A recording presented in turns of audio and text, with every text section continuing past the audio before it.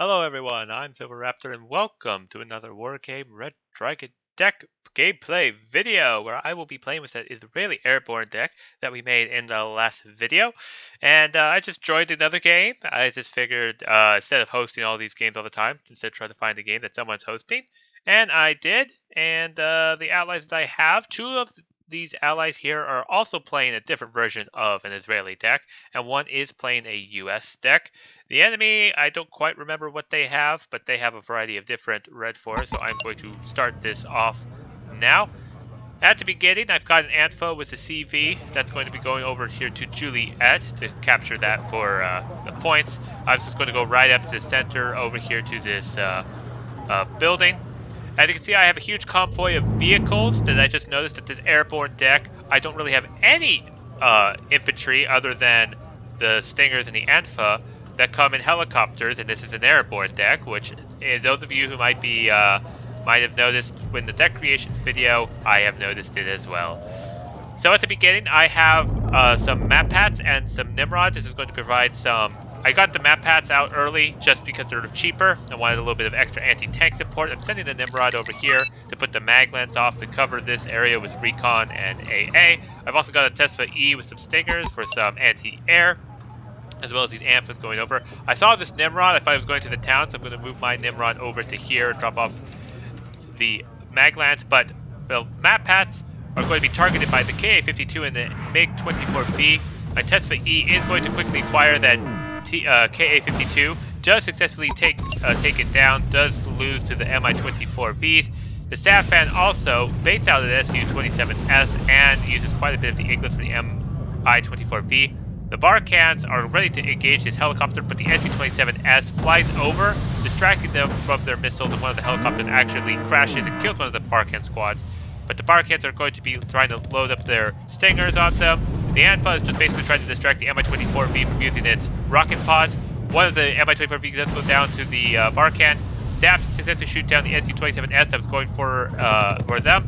And the Barkans successfully stun against this Mi-24V. Is going to be shot down successfully with 100 points. Another plane flies over, and Mesper does successfully shoot that down. And I actually realize I'm taking the front lines into the center. Over on the right, a huge armor push coming up. General Man is going to be trying to hold it off with the Recurva 3D Baz. These are some Vihors and some nice M84ANs, but fortunately the Recurva is engaging with this ATGM missile. Now it's using the main gun. T-55s are also firing with the Arcad missiles, trying to hit in the front armor. Nimrod is going to help it out, and with the sheer amount of armor penetrating power from these combined, the T-55s have no choice but to retreat, and so we are holding off onto the right successfully.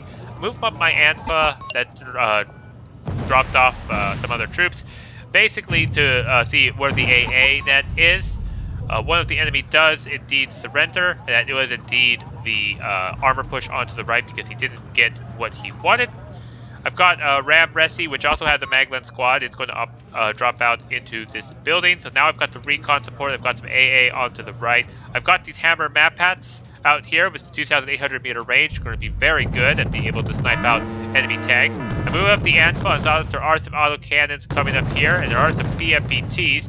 My Nimrod, unfortunately, does not get sight of them, so it is going to have to be mindful of that. I am moving my infantry into this tree line area here, and I'm just basically trying to prepare it to hold. Without any tanks, it's not going to be very easy, but I'm going to do the best I can, trying to hold onto the middle.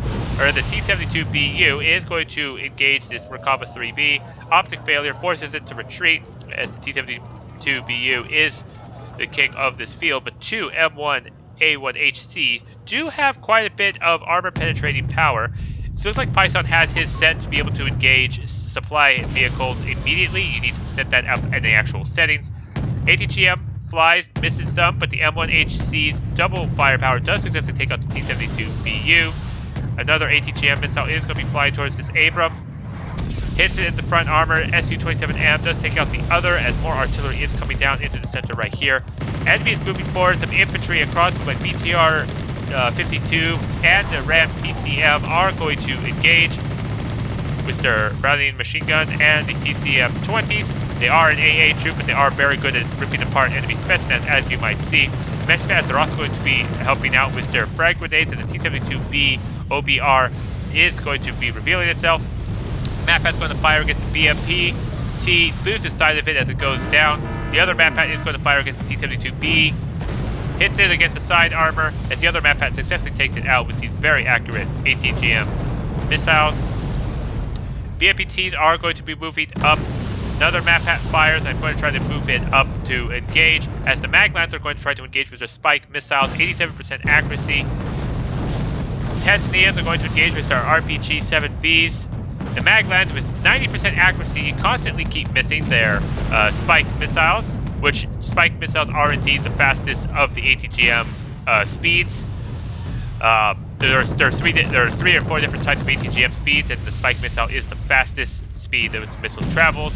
Finally hits the side of a BMPT, takes it out, as the Dorban LR, with also spike missiles, takes out the other BMPT. So now I'm a little bit thinned. My Tanzanam, only 1 squad left, is going to be coming back here. I'm bringing forward the Yes Sir with supply. It's going to go ahead to resupply them up, as my Dorbans are going to move up towards the edge in case they try to move up any more vehicles. I move up a Rio here to resupply the Barkan Stinger squad, so that I have all those Stingers that were spent at the beginning can be properly refilled up. I'm also going to be bringing forward a Rio over here onto the left-hand side to recharge my Maglan squad. As you can see, we don't really have a lot of sectors. The enemy has a lot more sectors than us, so that they can bring a lot more stuff than us, but I wanted to make sure that I could hold the center just fine. Bunch of Stinger C's fire, but this SC-24M is going to successfully get away. Yes, even with the bad Meshper. Heavily bombed this forest area, so that's not going to be able to hold for very much, or hold any infantry. So reinforcements need to be come over onto the left-hand side, whereas the right side, General Man, now that his opponent has kind of left and no one seems to be taking his field, he is going to have a little bit of an advantage push. He's going to push all the way to the river, and then probably the best move is to come swing to the left and help flank and help me out a bit. As an airborne deck trying to hold a wide open center map, not the best idea, I admit. Not my brightest idea of where to take place in the battlefield, but hey, already done.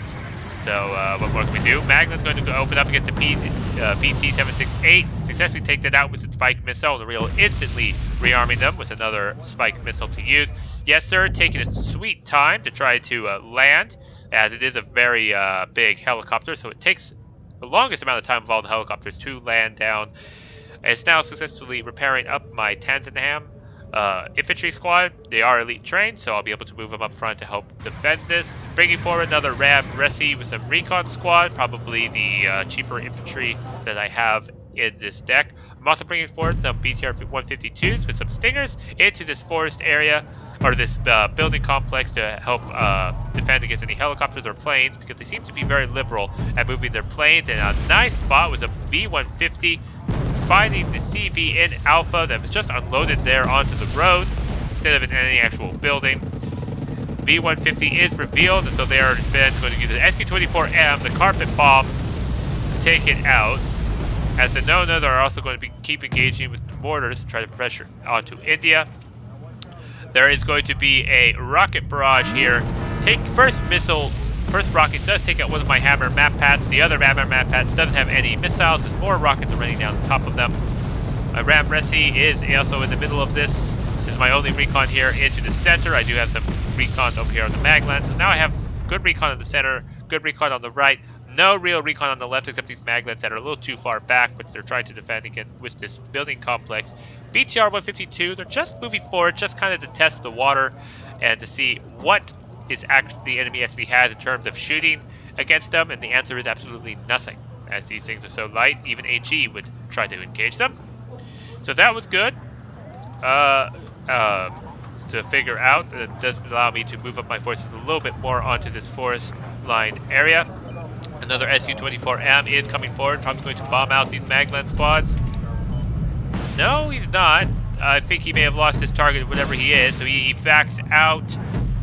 But the Schnav 2 Ihawk Pips do successfully take out the SU-24M. Macmats are going to be engaging with their high artillery shells against this forest line area. As you can see, we still don't have a whole lot of sectors, and I know I was wanting to bring in CVs to capture Lima to give us a +3 points, but I had this weird feeling that the enemy was building up forces here, and whenever I get this weird feeling, I tend to go with my gut, so I was just going to reinforce my area here a bit more to make sure that I was completely prepared. I'm also rearming and repairing my map pads, and I just was like, just so that we have enough so that we can hold off the enemy when they do push forward, and then I'll get CV if my feeling turns out to be non-existent. So my Ram Resi is going to go over here onto the left-hand side with some recon squad. Basically, it's going to allow a little bit more line of sight, as my Nimrod is fully armed with more Nimrod missiles to be able to take out any heavy tanks that might come forward. Artillery is coming out. Looks like they're trying to take out the mortars that were firing upon it. Successfully did get a Nona right there, but the others seem to have moved off. That is a... what is that? That's a BTR. Huh. Well, they got a BTR as well. Very nice kill. I saw some units there. I moved the Tanzenhams forward a bit into this forest line. I noticed it didn't have a CV in Echo. I think that was why I was a little nervous, because I didn't see any CV in Echo, so I knew they weren't spending points to be static defense. They were going to get ready to push before long. Tanzahams are moved up just so that I was at the staging point where I can rush forward if need be. Some Norovs are coming down. These are actually pretty good with 50% accuracy and 12 rounds per minute. They will have a high rate of fire. Their CV finally captures into Echo. Also needs to be keep in mind that these are 3 people. They are getting more points, and with more sectors, they do have a lot more stuff. As I'm saying this out loud, I mean, yeah, I had the feeling in the game, couldn't really explain it, but as I'm examining and saying it out loud, I think I am understanding where that weird feeling of a push is coming from. The fact that they had so many sectors and there was only 3 of them now, and we weren't seeing any focus onto the right-hand side. I knew they weren't spending too much or as much points as they would have been getting onto the left. So, yeah, you'll see in a moment. SU-24M successfully completely misses the Rangers squad, as the Rangers are excellent sprinters. Gives these guys gold medals. Rocket barrage, cluster munition is coming forward to take out all of my BTR 152s. Fortunately, BTR 152s aren't worth very much. The TCMs are worth a little bit more, but overall, not too many points for them to gain. They're basically fire support. BTR 152s and the Bedouins are up. The Bedouins do have an AP oh, they don't. No, I thought they did. Well, they're a sniper squad. Norov is going to go up against this BTR 152. My BTR 152s here are going to be providing some reinforcements. T-80 UK has moved up. Takes out one of my BTR 152s. They are now in range. And successfully unload just before the shell lands so that my Tanzanite squads don't take the damage that they could have. Mappat is reloaded. Is going to be hitting these BMPTs, especially with these spike missiles. Going to successfully take out one of those heavy pieces. Side shots to T-80 UK, that Mappat, excellent work. Quickly reloading. T-80 UK has stopped moving. Oh, the spike missiles go. Successfully take out the T-80 UK, 200 points. As the enemy is continuing the relentless force push forward. My feeling ended up to be right. There is a massive push coming away. Magnus going to fire a spike missile, take out the Norov onto the left-hand side. BTR 152s are going to try to hold off the enemy forces with the Browning machine guns. TCM finally gets in range to be able to rip apart these Moskaya Pakotas. Tanzahams are moving back just a little bit. They won't be doing too much up into the forest line, but one of them is going to engage with their light machine gun to take out the Moskaya Pakota. As the enemy used the helicopters to good effect to try to take out a lot of my stuff. Here comes another SU-24M. Nimrod takes out a vehicle that was right there on the line. SU-24M gets peppered by the BTR TCM.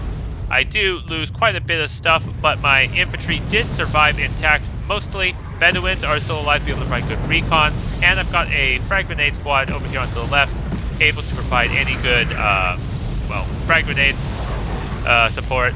And they are mortar just short of where they actually are. And these are, as I saw, only fire 2 frag grenades at a time. So they're more sniper frag grenades instead of laying down a line. Enemy, or my allies, are putting down a huge amount of smoke to allow these infantry to cross right into this forest. I've been seeing this strategy more and more, and I'm starting to like it.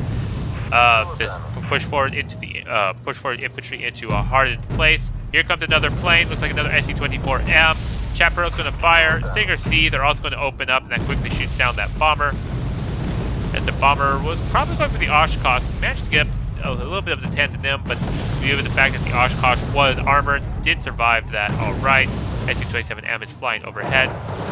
Now finally, General is helping me out, flanking them on from the right. This gives me a chance to move up my forces. I'm trying to move the BTR 152 TCM and the Ram Resi to be able to help support him. My Doorband LR2 is out of missiles, so I am going to be bringing forward some supply shortly, and here they come. The Yasser is taking off and the Rio is headed for the road.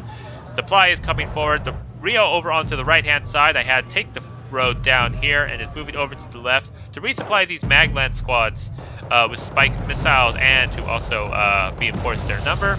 Though the Rio is going to run out of supply really quickly. Only gives just about enough supply for one extra spike missile, so not enough to really engage.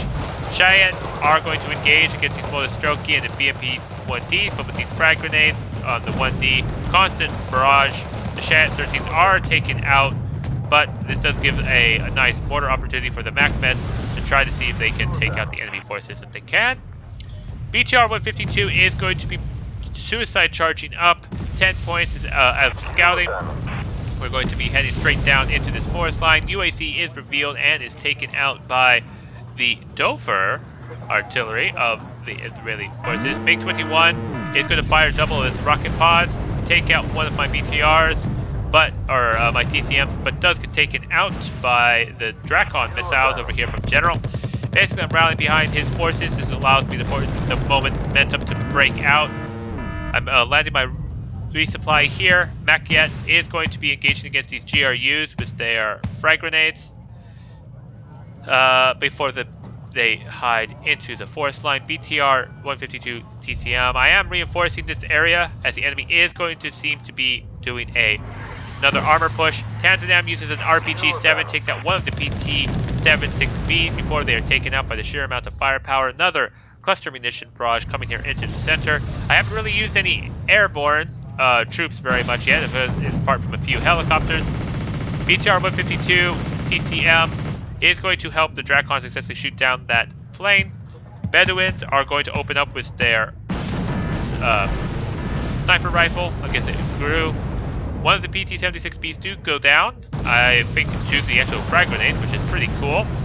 Tanzahams are going to go up and try to hold off the enemy forces from pushing forward, and here comes another push on their side. BTR TCM is going to engage the MiG-28, but does get taken out by its missile before the Mi-28 is stunned up. Mi-8TV is going to also engage the rest of my infantry here. Yasser is going to bail out. The spike missiles from the Doorband is going to be engaging against the T-62M.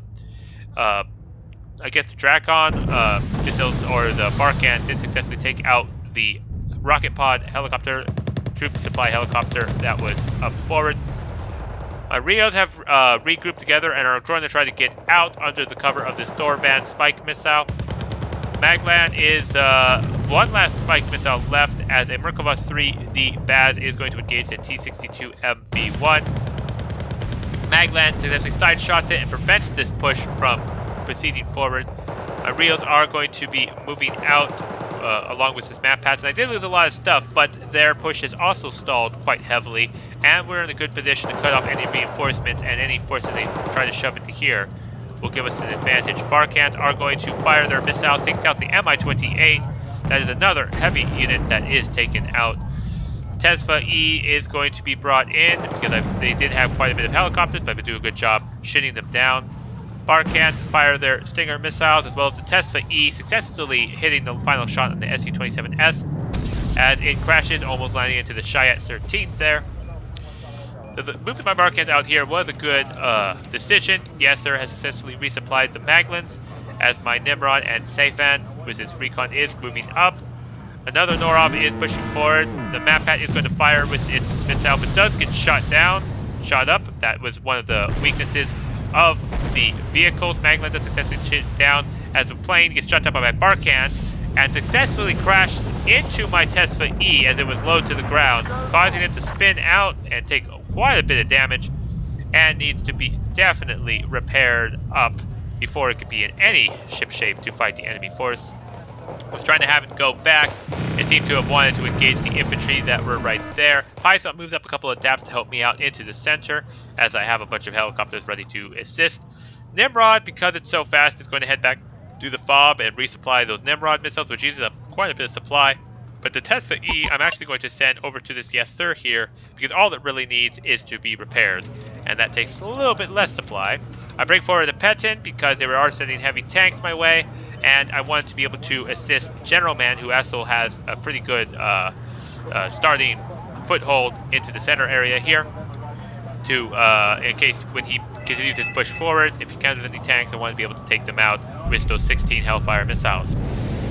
Cluster munition takes out one of the DAPs, and I warn that they are pushing forward that way. T-72BU is pushing up to the Merkava 3B, ready and waiting to surprise him. If the T-72BU gets too close, the AP power might be able to take out the T-72BU, no problem. Tanzahams' RPG-7Bs are moving up.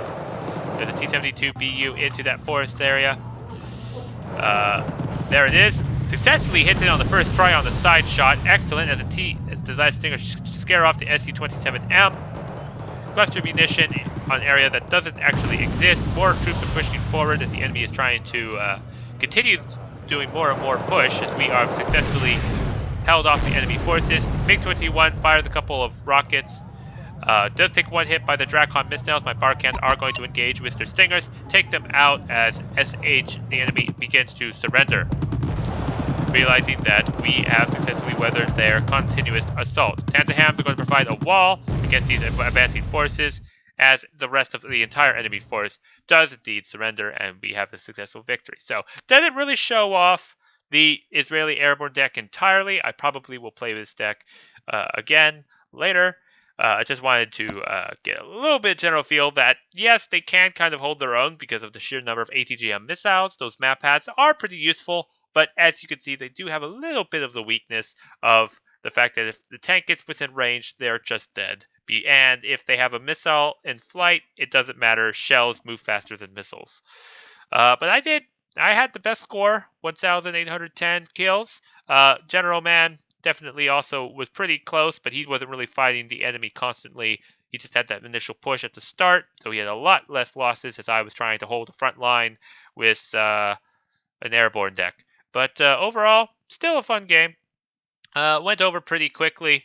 And as you can see, there's a lot of ATGM missiles appearing on this this kill count. But if you have any other deck ideas, please do like, comment, and subscribe down below, and give me whatever deck idea you want me to try making.